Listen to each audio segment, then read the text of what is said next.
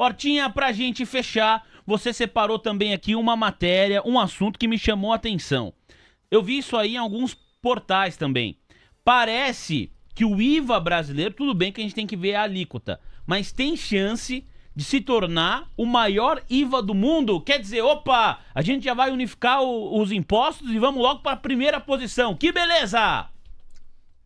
Brasil não é para amadores, não é mesmo? Nossa senhora, aqui é difícil, mas vamos lá. Esse é nosso. Na verdade, a informação é de um artigo do Brasil Journal escrito pelos sócios da Bichara Advogados, Luiz Gustavo Bichara e Bruno Toledo Chetcha. Acho que é assim que pronuncia, mas basicamente o que eles estavam explicando nesse artigo é o seguinte: a nossa reforma tributária, ela é positiva, ela é um avanço, porque é um modelo melhor do que a gente tem hoje e é um modelo adotado em quase 200 países, né?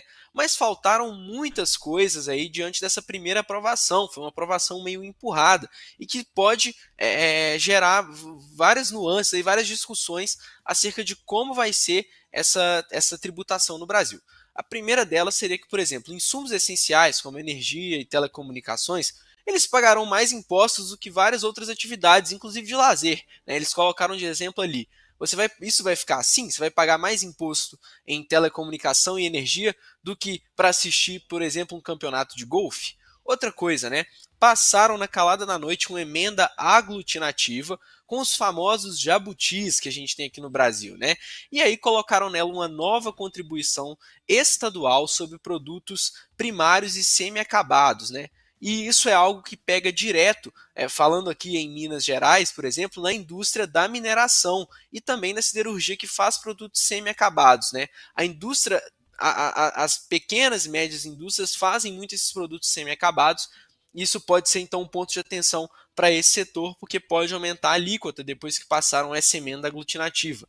Também uma outra coisa que eles criticaram foi a falta de transparência da Receita Federal nesse debate, porque é a Receita que teria que fazer esses cálculos para a gente descobrir qual que vai ser a alíquota neutra no Brasil. E essa alíquota neutra, o valor que a gente tem de referência é 25%.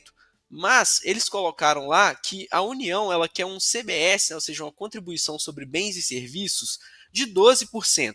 E aí, se você pega esses 12% com o que vinha sendo especulado, que são 9% para estados e 6% para municípios, a gente pode ter um IVA aí de 28%.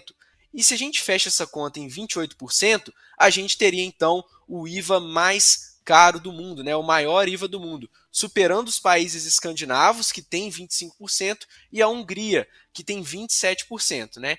Então agora vamos ver o que vai acontecer. Tem outras coisas para ser discutidas também, por exemplo, vai unificar os impostos estaduais, mas e as empresas que têm crédito de PIS e COFINS, como é que fica isso? Então a gente tem que aguardar essa volta do recesso, a gente tem que esperar o Lira voltar do Cruzeiro do Wesley Safadão para que isso tudo seja definido aqui no Senado e no Congresso. A gente vai falar daqui a pouco. Tem fotos do Lira lá no Cruzeiro do Wesley Safadão, daqui a pouco a gente fala. Ô Gui, antes de liberar o Horta, queria só te ouvir a respeito dessa possibilidade, é uma possibilidade, do IVA brasileiro ser o maior do mundo.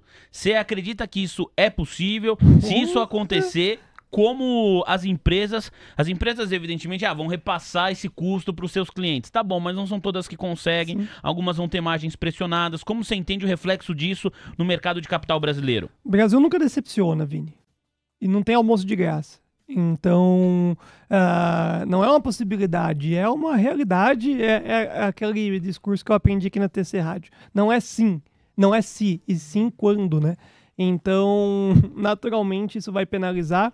E aquelas empresas que impacta, na verdade, quem não podia estar sendo impactado. É aquela empresa que vende o almoço para pagar janta. Sabe, que já faz um tempo que está ali na corda bamba e etc., que tenta fazer tudo regradinho, é esse tipo de empresa que vai ser cada vez mais penalizada. As grandes empresas se adequam rapidamente, né? Elas conseguem, elas têm caixa, elas têm estímulos, então as coisas funcionam. Mas pro sonho do empresário brasileiro, né? Aquele jovem que sai da faculdade, louco para poder empreender, esse sim já começa a se enroscar logo na abertura do CNPJ, porque você não consegue ter a margem para pagar, é muito alto. já é muito alto e vai ficar o maior do mundo, sensacional, isso vai impactar muito, principalmente o pequeno empresário e, inclusive, essas microempresas que foram surgindo nos últimos anos, gerou bastante um movimento de empregabilidade, mas isso tende a refletir num curto espaço de tempo num cenário um pouco mais caótico do que muitos imaginam. Tá aí, portanto, Guilherme Cunha, a opinião dele a respeito dessa história do IVA brasileiro, que ainda nem tem a alíquota, mas já é uma discussão que pode ser a maior do planeta, vamos ficar de olho. Mais cedo a gente mostrou aqui Rodrigo Pacheco, presidente do Senado Federal, falando ao vivo, ao lado do ministro da Fazenda, Fernando Haddad, justamente sobre reforma tributária, que agora passa a ser um assunto do Senado Federal. Gostou desse conteúdo? Então você não pode perder ao vivo de segunda a sexta-feira o almoço de negócios, do meio-dia às 2 horas da tarde. Eu espero você.